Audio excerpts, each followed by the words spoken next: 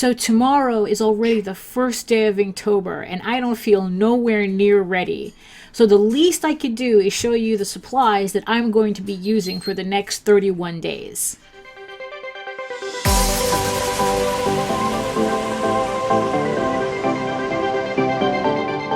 Hi everybody, Daphne here, and welcome back to my channel.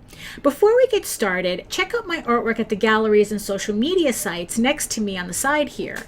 And don't forget to subscribe and click on the notification bell so you can get notified whenever I upload a new video.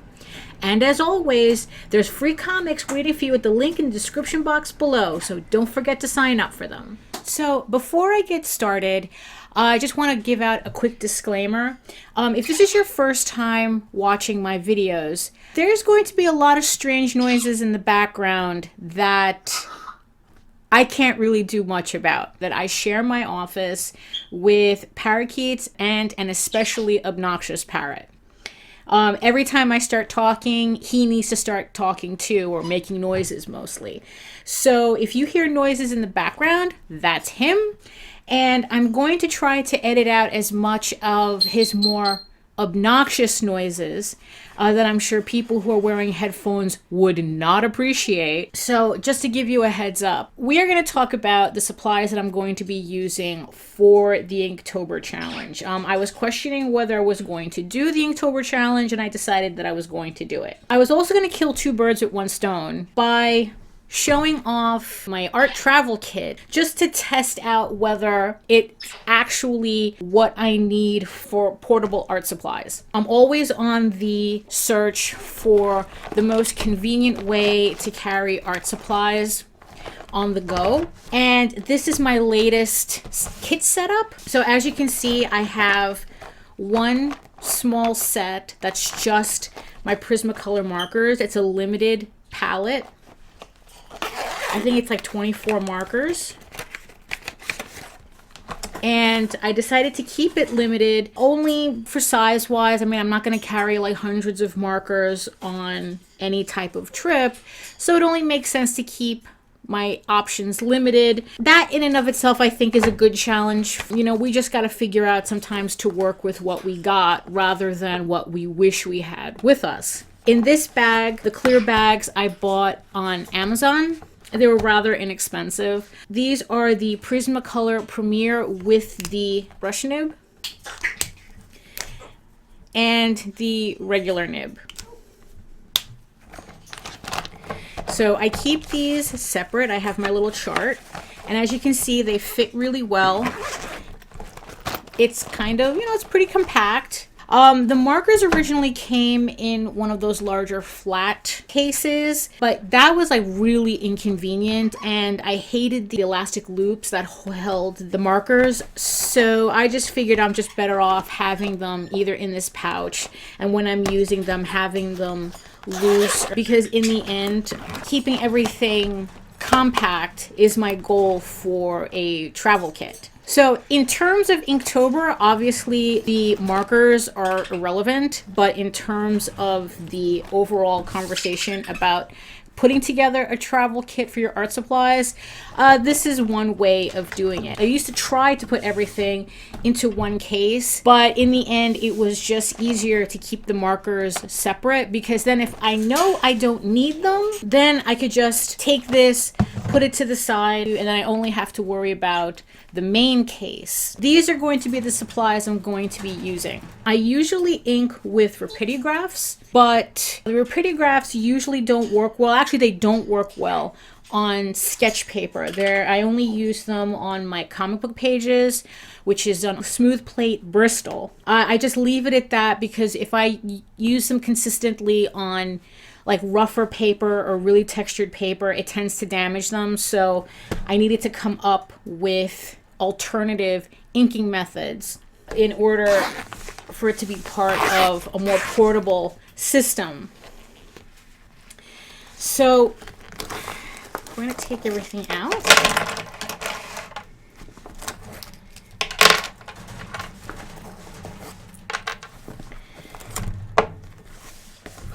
And then we're going to pack them back in to show you how much space everything takes up. So again, this is a case, a clear case that I bought from Amazon. I recently pretty much became a little obsessed with clear cases because when you're going through security, any type of security, whether at the airport or wherever, it just makes it easier for security to just see what's in your bag instead of like having a bunch of pouches that you have to zip open, maybe take everything out. If it's clear, it's pretty much a better way to go for traveling. So you want to make it as easy as possible for you when we're dealing with packing bags and going through security. So the first thing that was the most important thing, and will be the official book of this month, is this sketchbook. Let's see, it's 100 sheets. It's this 400 series Strathmore sketchbook, and it measures 5.5 by 8.5 with a perforated edge. So I've already used this sketchbook for Drawloween a couple of years ago. So I figured I might as well continue with the Inktober trend and continue using this sketchbook, you know, and then it's like I can finally fill it up as I'm not actually good at filling up sketchbooks, so at least this will give me an opportunity to actually fill up a sketchbook completely. So this is the sketchbook I'm going to be using for the Inktober challenge, and as you can see, it fits quite nicely in the clear pouch, so that keeps everything together. This is my smaller sketchbook. Yes, it's an autograph book from Walt Disney World, and what I found was a fun thing to do was you can take these and you can actually use them as a sketchbook. And I've already done a couple of drawings in here that you might have seen in previous videos if you look into my fan art playlist. And the paper is obviously not really made for this type of work. What I do is I have a little sheet here that I put behind so that I can ink and color without damaging anything. The paper is a little toothy, so yeah, I definitely wouldn't recommend using technical pens. Well, my Rapidigraphs on it I wouldn't recommend.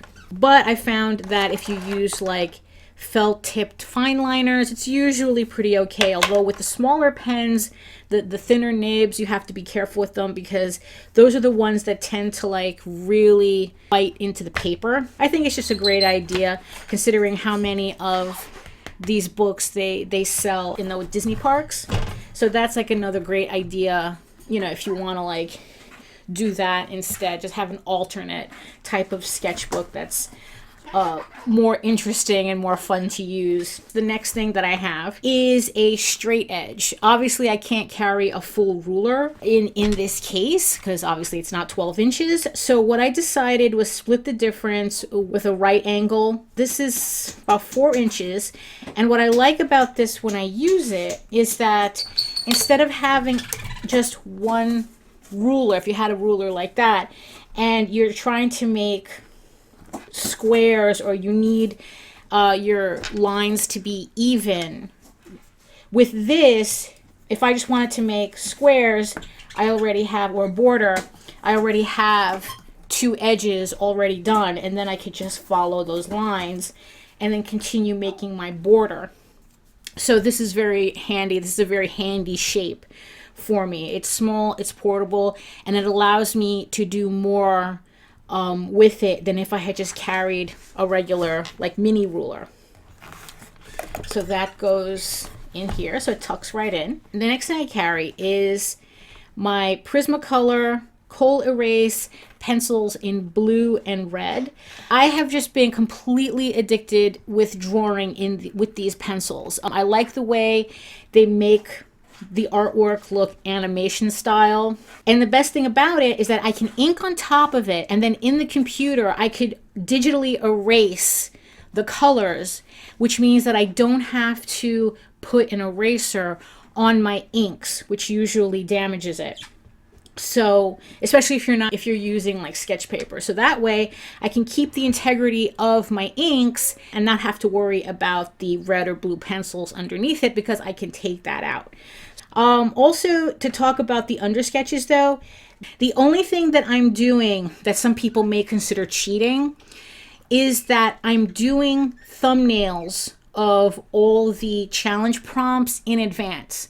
If you saw my last video, one of the current concerns that I had was fitting in this challenge with all the work, actual paid work that I have. So what I'm doing is I'm pre-sketching the pieces so that I'll have them ready so that I'm actually inking on the day, as opposed to spending a lot of time coming up with the sketch and then inking. So that saves me a lot of time, but some people may consider that cheating.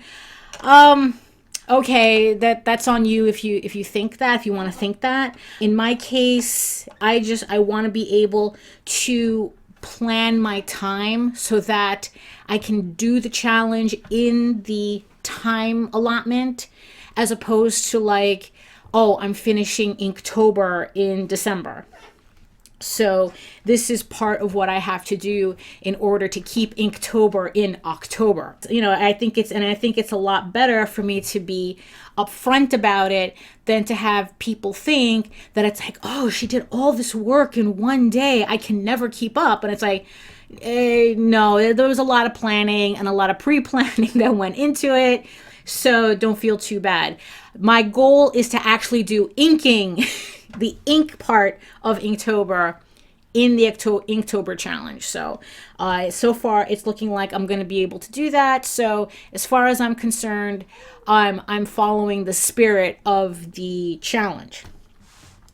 So we have, of course, we have an eraser and a sharpener that I'm going to need with the blue line, with the blue line and the red line pencil. And we have eraser here that it works okay with erasing blue line. Actually, what I need to do is I need to put in a pink eraser, which I'll do right now, because this is what's really, really good with erasing the red line and the blue line. This is good for erasing, the standard pencil lead that's in here in my mechanical pencil. It's a 0.5, and I use H. Well, the package is H. I usually mix these up so much that for the life of me, I can't remember what lead I have in here anymore. But this eraser usually takes care of it really well. So that goes in. And we're going to put the pink eraser in there too. So what I've decided I'm going to ink with for the Inktober challenge is the Copic Multiliner SPs.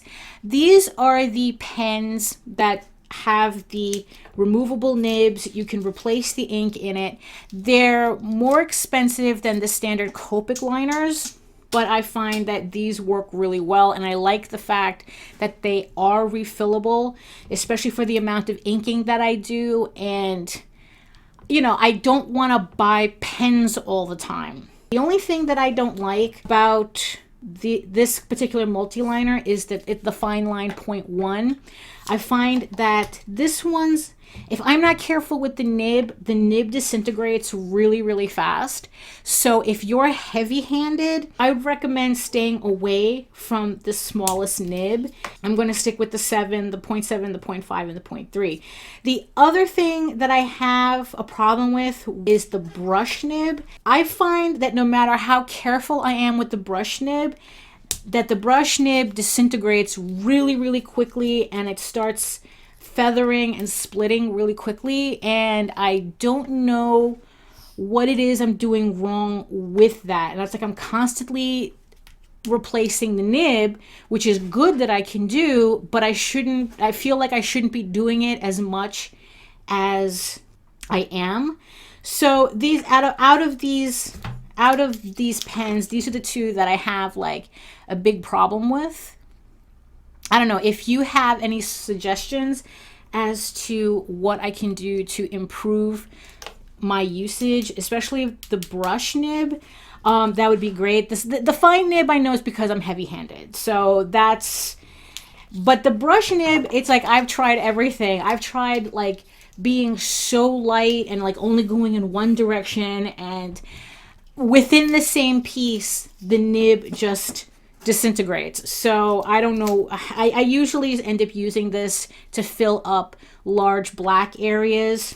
I still get use out of it, but it's not the use I would like to have out of it. So these are the pens I'm going to be using for the Inktober challenge. So I have a black Sharpie that's also for filling in large areas. Sometimes the fine line is good for actually doing some inking on its own with it. So I have that. And then I have what is this? This is the Uniball Signo white gel pen. Of course, this is for like highlights and sparkles and you know, stars or whatever other, like anything else that you would need a white gel pen for. And this is the Pilot G2 in silver and gold, which is pretty much for the same thing that I'm going to use the white pen for. It just adds a little more visual interest to a black and white piece.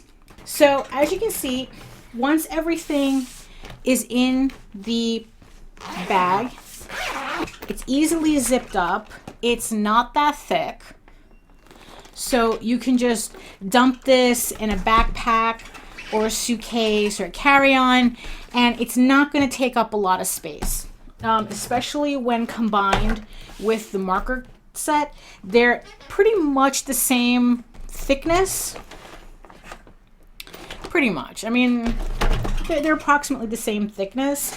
So yeah, they're very easy to carry, and I'm pretty much looking forward to testing this out to see if it's as convenient as I think it is. And tell me in the comments below what you would also put in your travel kit, what you'd include, what you'd take out. You know, if you're doing Inktober, and you know, if this amount of supplies is going to be enough for you, or maybe it's too much supplies for you. Tell me down below what you would do to improve this kit if you were putting it together. So that's it for me. I'm going to be working on more thumbnails for Inktober. Tomorrow's the big day. So although probably by the time this video goes up, I should have my first Inktober sketch video also up. So we'll see how that goes. So that's pretty much it for me, and I'll see you on the next video. Bye.